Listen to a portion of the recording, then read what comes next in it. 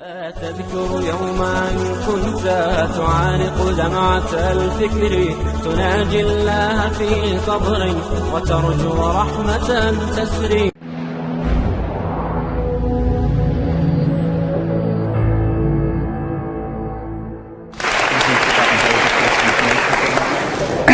Well, good evening, everyone.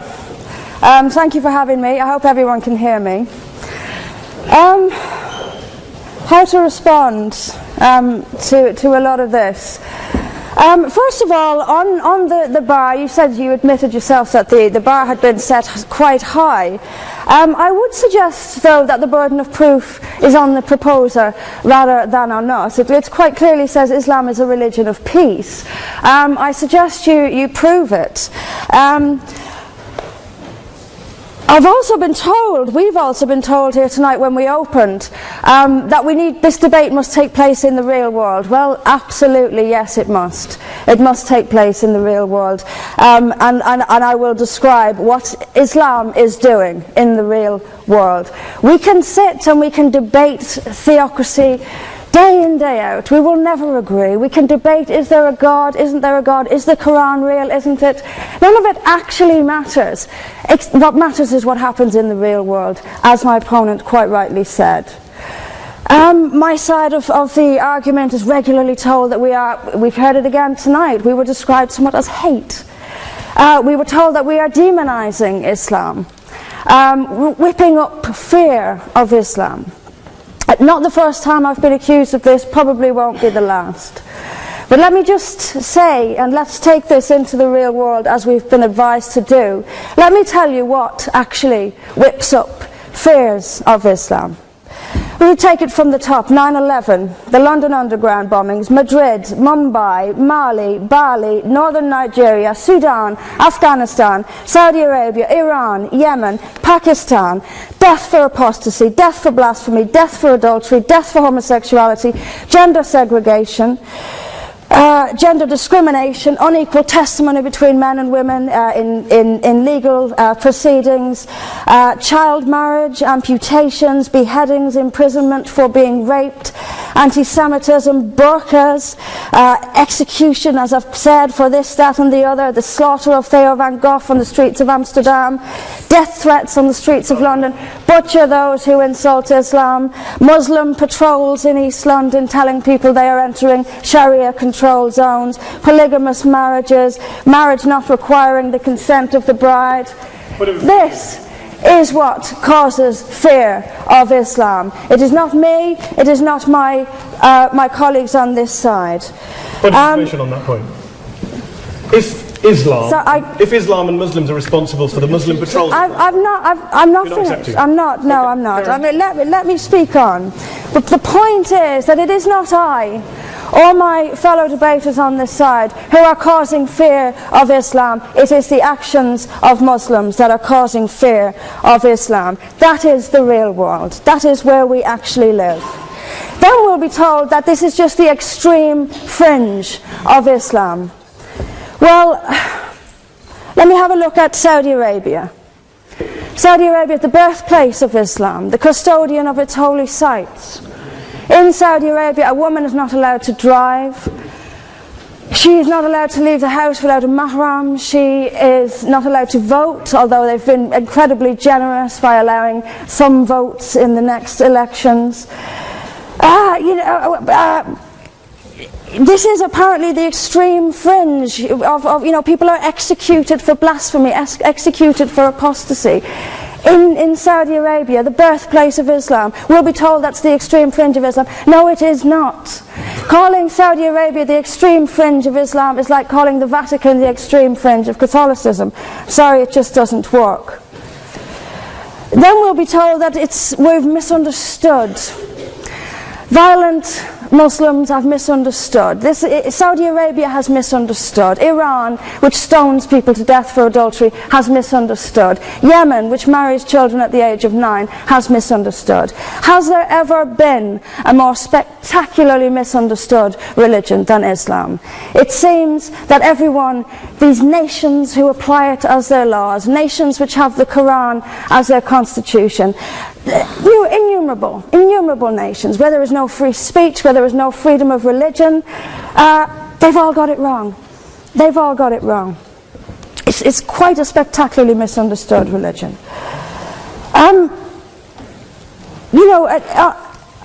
There's just so much. I'm constantly told as well that I need to respect Islam. I'm never quite given a good enough reason why.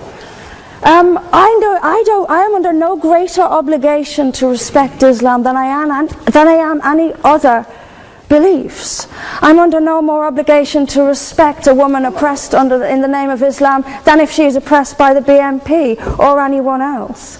I am under no obligation to make compromises with an ideology I simply don't see as peaceful. Why don't I see it as peaceful? Because of the evidence. If I look around the world and I see the countries where Islam calls the shots, all I see is brutality and violence imposed by the state.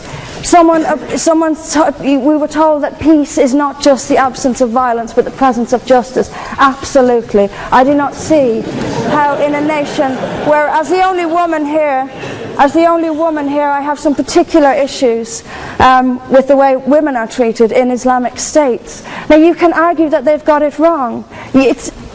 Tell them that, because they seem to think that's what it is. Yes, there's so much to say about it, but is there a peaceful Islam? Yes, there is. It's in the hearts of peaceful Muslims. Unfortunately, though, there's also a rather more objective Islam, and peaceful Muslims have to do some really rather creative interpretation, like the command to beat her. I've seen Muslim women. I didn't stand up for you. Well, I didn't. So if you could just have it. But I knew this would happen. I knew this would happen, by the way. I knew this would happen. What I'm saying is completely controversial and will be booed and shouted down, and I have no doubt my colleagues the same. I knew this would happen. You say anything negative, you'll get the boos. I'm actually going to leave it there. But I will finish just by saying this. There are hundreds of millions of peaceful Muslims. That is a fact. But that does not mean that Islam itself is peaceful. Peaceful Muslims interpret verses of the Quran so almost beyond recognition. It's reinterpreted, like the command to beat her. It's there in the Quran, and I've seen Muslim women try to dance around it. They put words in there that simply aren't there. That's what it says. It says beat her. And in the countries where the Quran calls the shots, that is exactly what they do. This is not peace. This is not justice. Islam is not a religion of peace, as the evidence shows us. Thank you. Thank you very much, Mr. President. Ladies and gentlemen, good evening. Assalamu alaikum. Lovely to see you all here tonight. We are having a very entertaining night, are we not, with some very interesting things being said from the other side of the house tonight. Let me begin by saying, as a Muslim, as a representative of Islam, I would consider myself an ambassador for Islam, a believer in Islam, a follower of Islam and its Prophet. So in that capacity, let me begin by apologizing to Anne-Marie for the Bali bombings. I apologize for the role of my religion and me and my people, for the killing of Theo van Gogh, for 7/7. Yes, that was all of us. That was Islam, that was Muslims, that was the Quran. I mean, astonishing claims to make in the very first speech tonight, on a day like today, where the Conservative Prime Minister of the United Kingdom is having to come out and point out that these kind of views are anathema. And I believe you're trying to stand for the Labour Party to become an MP in Brighton. If you do, and you make these comments, I'm guessing you'll have the whip withdrawn from you. But then again, UKIP's on the rise. They'll take you, the BNP. They might have something to say about your views. This is what Mehdi Hassan always does. By the way, just on a factual point, since we heard a lot about the second speaker, about how backward we Muslims all are, on a factual point, you said that Islam was born in Saudi Arabia. Islam was born in 610 AD. Saudi Arabia was born in 1932 AD. So you were only 1,322 years off. Not bad? Not bad start there.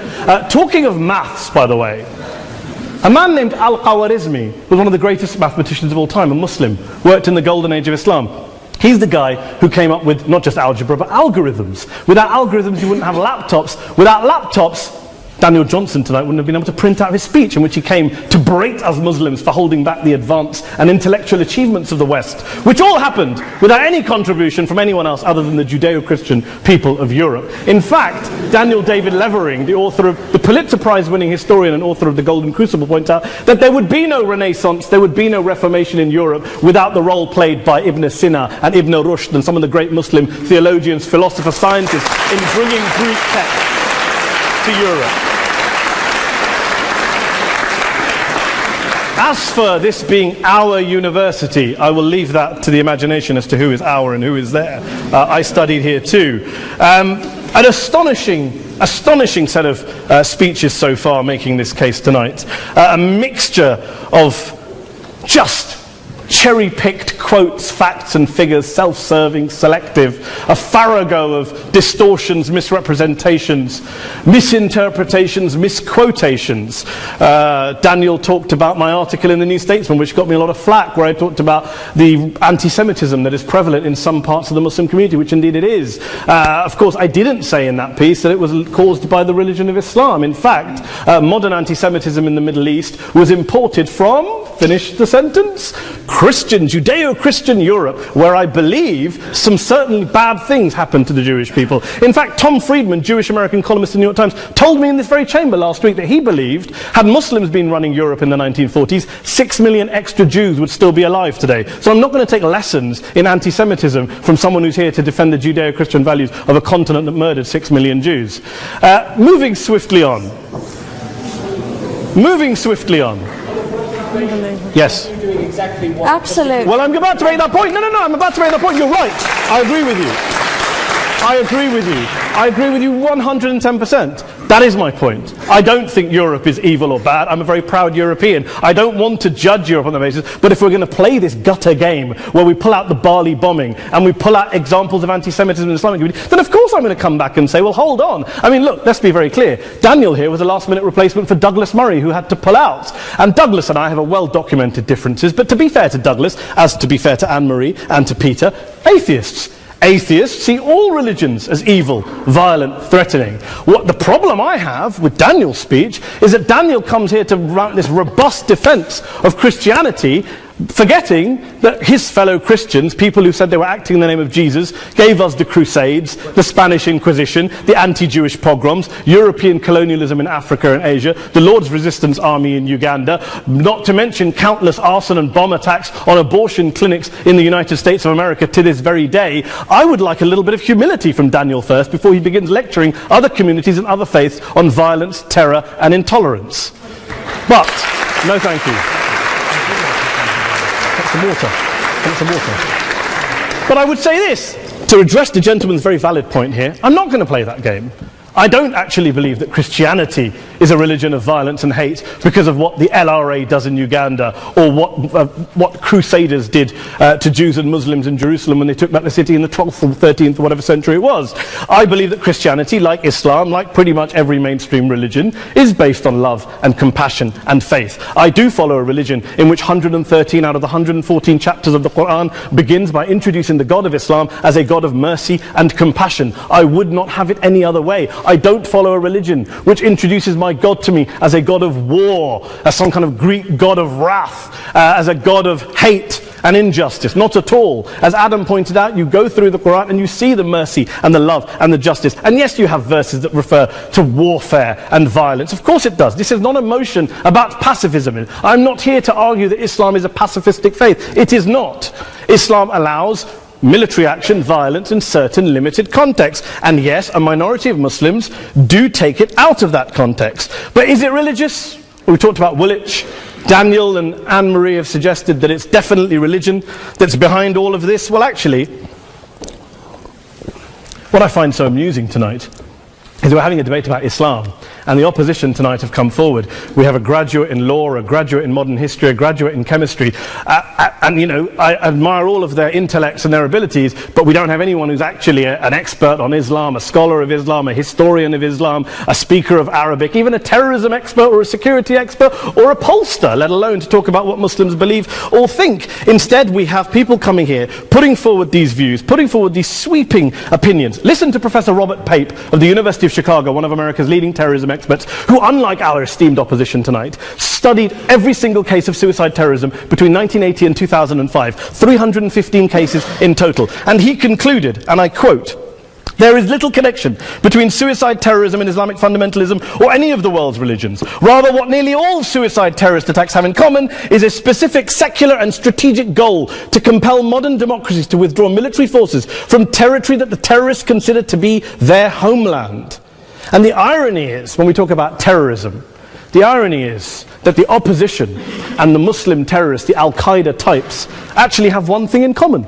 Because they both believe that Islam is a warlike, violent religion. They both agree on that.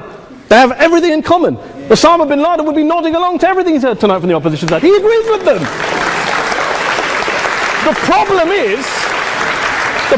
is that mainstream Muslims don't. The majority of Muslims around the world don't. In fact, a gentleman here started quoting all sorts of polls. Gallup carried out the biggest poll of Muslims around the world, of 50,000 Muslims in 35 countries. 93% of Muslims rejected 9/11 and suicide attacks. And of the 7% who didn't, they all, when polled and focus grouped, cited political reasons for their support for violence, not religious reasons. And as for Islamic scholars and what they say, well, Daniel talks about our University of Oxford. We'll go down to Oxford Centre for Islamic Studies, get hold of a man named Sheikh Afifi al-Akiti, who is a massively well-credentialed and well-respected Islamic scholar, who has studied across the world, who in the days after 7/7 published a fatwa denouncing terrorism in the name of Islam, calling for the protection of all non-combatants at all times, and describing suicide bombings as an innovation with no basis in Islamic law. Go and listen to Sheikh Tahir al-Qadri, one of Pakistan's most famous Islamic scholars, who published a 600-page fatwa condemning the killing of all innocents and all suicide bombings unconditionally without any ifs or buts. There's nothing new here. This is mainstream Islam, mainstream scholarship, which has said this for years. You don't go out and kill people willy-nilly in the high street or anywhere else, on a bus or a mall, based on verses of the Quran that you cherry-pick without any context, any understanding, any interpretation, or any commentary. Point of information. Please. Well, it doesn't happen apparently. I didn't say it doesn't happen at all. I never said it didn't happen. I don't blame Islam. Yes, it's a very good point. And a lot of us are campaigning against that. And we're campaigning against it in the name of Islam. We're campaigning against it in the name of various interpretations of Islam. Anne-Marie comes and scares us with her talk of Sharia law. I would like to see the book of Sharia law. It doesn't exist. People argue over what Sharia law is. And you empower the extremists by saying there is only one version. You empower them all. I don't believe you took any interruptions, Anne-Marie, so I think you should stay there for a moment. Several countries. Here's what we're dealing with. Here's what we're dealing with. We are dealing, I took your point. Here we are dealing with a 1400-year-old global religion, followed by 1.6 billion people in every corner of the world, a quarter of humanity, of all backgrounds, cultures, ethnicities. And yet the opposition tonight wants to generalize, stereotype, smear, in order to desperately win this debate. And here's my question, if we're going to generalize and smear. If, okay, people say yesterday's bombers, and we've got to be careful, there's a trial going on, were yesterday's attackers, motivated by Islam? Big debate. I don't believe they were. Let's say they were. Let's say Faisal Shahzad, the Times Square bomber, was motivated by Islam. Let's assume, for sake of argument, that Richard Reeves, the shoe bomber, was motivated by Islam. If Islam is responsible for these killings, if Islam is what is motivating these people, and Islam is therefore not a religion of peace, a religion of war, then ask yourself this question: why aren't the rest of us doing it? Why is it such a tiny minority of Muslims are interpreting their religion in the way that the opposition claim they are? Let's assume there are 16,000 suicide bombers in the world. There aren't. Let's assume there are for the sake of argument. That's 0.001% of the Muslim population globally. What about the other 99.99% of Muslims who the opposition tonight either ignore or smear? The reality is that the rest of us aren't blowing ourselves up tonight. The reality is that the opposition came here tonight not worried about the fact that me and Adam might pull open our jackets and blow ourselves up tonight, because we're followers of a warlike warrior religion which wants to take over Europe and Daniel's university. The issue is this. The issue is this. unless the opposition can tell us tonight, and Peter Atkins is here, one of our great atheist intellectuals, can tell us tonight, can answer this question tonight, why don't the vast majority of Muslims around the world behave as violently and aggressively as a tiny minority of politically motivated extremists? Then they might as well give up and stop pretending they have anything relevant to say about Islam or Muslims as a whole. Ladies and gentlemen, let me just say this to you. Think about what the opposite of this motion is. If you vote no tonight, think about what you're saying the opposite of this motion is. That Islam isn't a religion of peace, it's a religion of war, of violence, of terror, of aggression. That the people who follow Islam, me, my wife, my retired parents, my 6-year-old child, that 1.8 million of your fellow British residents and citizens, that 1.6 billion people across the world, your fellow human beings, are all followers, promoters, believers in a religion of violence. Do you really think that? Do you really believe that to be the case? They say that in the Oxford Union, the most famous debate was in 1933, when Adolf Hitler looked out for the result of the King and Country motion, where they voted against fighting for king and country, and Hitler was listening out for the result. Well, tonight, 80 years on, there are two groups of people around the world who I would argue are waiting for the result of tonight's vote. There are the millions of peaceful, non-violent, law-abiding Muslims, both in the UK, Europe, Asia, Africa and beyond, who see Islam as the source of their identity, as a source of spiritual fulfillment, of hope, of solace. And there are the phobes, the haters, the bigots out there who want to push the clash of civilizations, who want to divide all of us into them and us and ours and their. Ladies and gentlemen, I urge you all not to fuel the arguments of the phobes and bigots. Don't legitimize their divisions. Don't legitimize their hate. Trust those Muslims who you know, who you've met, who you hear, who don't believe in violence, who do want you to hear the peaceful message of the Quran as they believe it to be taught to the majority of Muslims. The Islam of peace and compassion and mercy. The Islam of the Quran, not of Al-Qaeda. Ladies and gentlemen, I beg to propose this motion to the House. I urge you to vote yes tonight. Thank you very much for your time.